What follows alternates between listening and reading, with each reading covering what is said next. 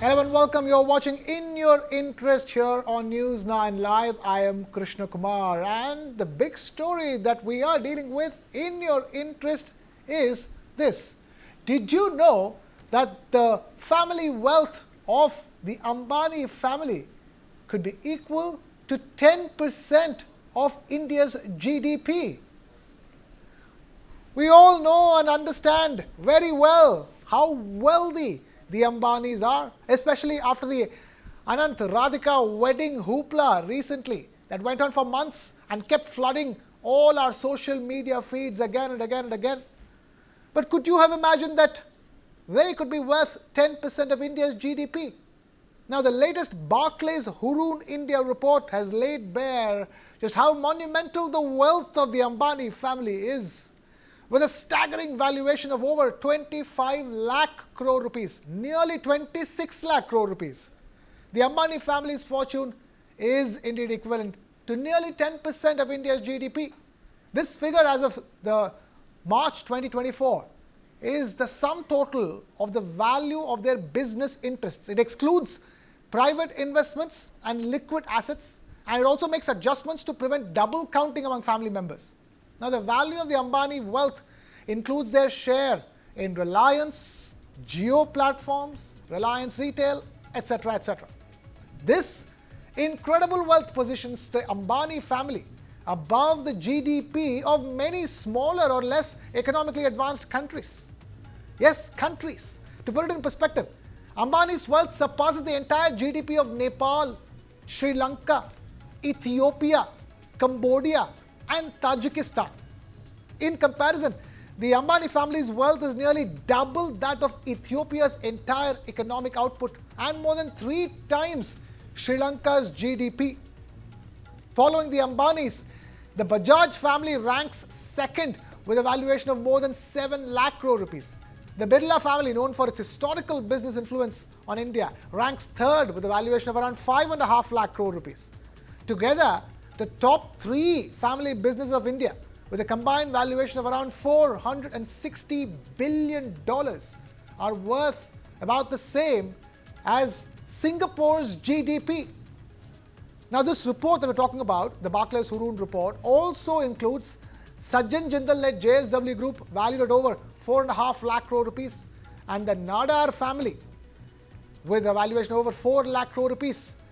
Notably, Roshni Nadar Malhotra of the family is the only woman in the top 10 family business list. As far as first generation family businesses are concerned, the Adani family stands out with a valuation of around 15.5 lakh crore rupees, marking them as the most valued among first generation entrepreneurs. The Poonawalla family, known for their ownership of the Serum Institute of India, come in second at over 2.5 lakh crore rupees. The Divi family is at number 3 with a valuation of 91,200 crore rupees. Now, this latest Barclays Hurun India report underscores the immense influence of family businesses on India's economy. They have extensive holdings across many big sectors, including industrial products, automobiles, and pharmaceuticals. Now, one way of looking at is this. These massive conglomerates contribute to economic growth and stability in the country. They play a vital role in keeping the country's economic engines humming. But then, the other way of looking at it is through the prism of widening inequalities in wealth and income distribution. Leading us to the big question, just how much wealth is too much wealth? We have Mr. Mohandas Pai, Chairman, RN Capital, now joining us on the broadcast. Mr. Pai, I'm going to begin by asking you that very simple question that pops up in the mind of everybody watching this and reading about this. How much wealth is too much wealth? Well, I think there should be no limit to the wealth that a person can accumulate legally, ethically by following the laws of a country. But my philosophy is that the power of wealth is the power to give away in your lifetime. People should work very hard, create wealth for them and their family, and in their lifetime give away most of it, because they have to be models of compassionate capitalism. Compassionate capitalism is capitalism at its best. where wealth creators give away their wealth for the betterment of society and spend it while they leave. Because there's a limit to our consumption. Nobody's going to eat gold every single day, right? You can't eat gold. So there's a limit to what you can consume, what you can do. But there are very few people who have this God-given gift to create wealth. Not all of us can create wealth like Mukesh Ambani has done. So we must admire and respect the wealth creators. But the wealth creators have a responsibility to give away most of their wealth to society and for public causes in their lifetime. I'm somewhat opposed to people who create foundations which last ever and ever and ever and which perpetuate, poverty or whatever is the cause they want to support. It's best that in your lifetime you give something to your children to make sure they're comfortable, and the balance give it away to many public causes. So I think the capitalistic system allows you to do that, but you should have a conscience and you should have a social aspect to what you are, so that you are seen as a good citizen. Okay. Mr. Pai, we are having this conversation at a time when there's also talk of the kind of layoffs that have happened at Reliance Industries, at the company. More than 40,000, 42,000 is what we understand people have been laid off. And you calculate that and immediately everybody compares that with the thousands of crores that was, and that was, the thousands of crores of money spent on other things. And then you have this recent example of a CEO wearing a Burberry t-shirt announcing that there'll be no hikes for the employees going forward. These are questions that will arise in any common man's mind. How much money that one family, one company possesses, at the same time, how many people are left without a livelihood?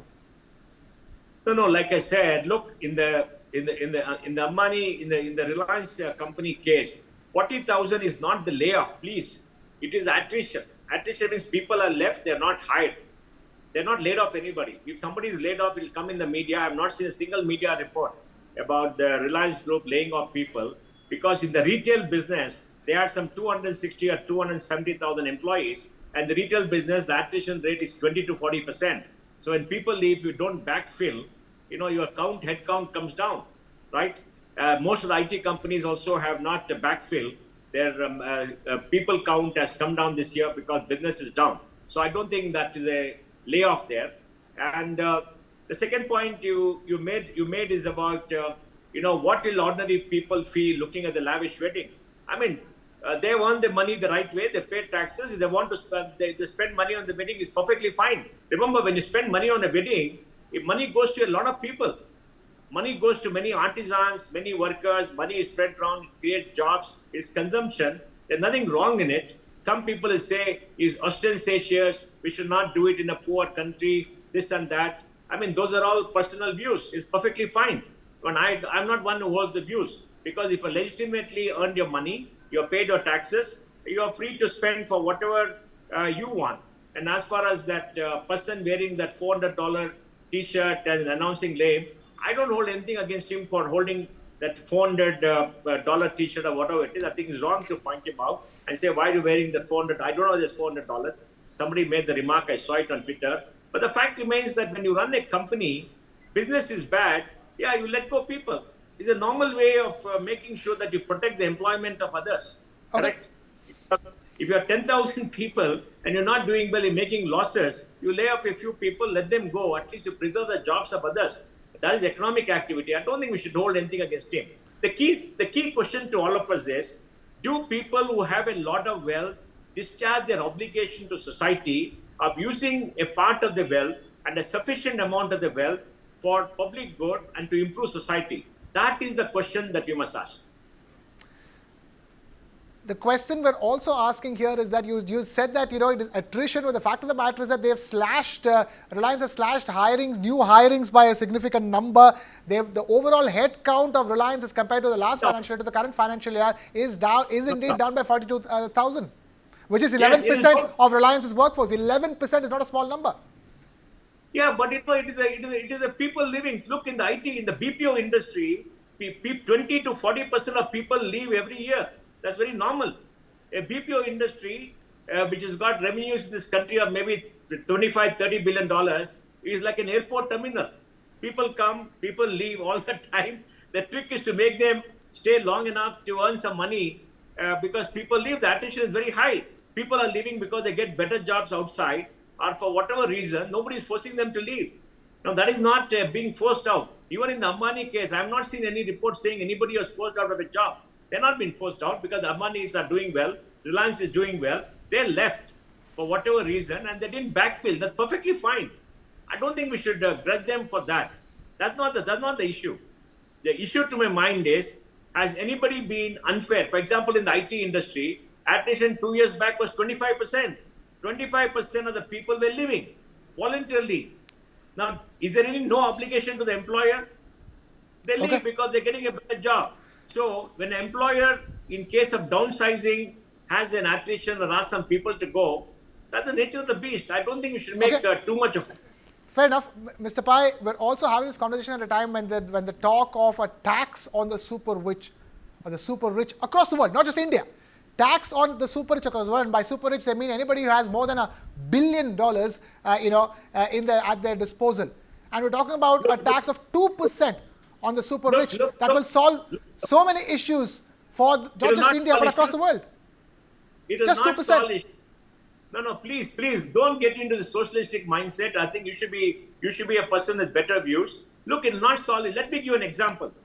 Elon Musk may be worth 200 billion because he started Tesla. He's got maybe a 20%, 25% share of Tesla. All right, he's worth 200 billion. Now you're going to say, oh, we're going to levy a 2% tax. If the market cap of Tesla comes down by 30-40%, he loses 60 billion. Does he become poorer by 60 billion? The value fluctuates. And you will say you've got to sell every year because there's no 2% yield on the stock. Who is going to buy the stock? There's a forced sale. Who is going to buy the stock? 25-30% of Tesla is owned by pension funds, is owned by mutual funds, where hundreds and thousands of investors are investors. They're also participating in the prosperity of the company. So if an entrepreneur starts a company and gets it listed, and the company becomes more valuable because the market gives it a higher price and he becomes wealthy, we must not grudge him. By taxing, we're destroying entrepreneurship, reducing the incentive to grow companies and to grow jobs. That's not what it is.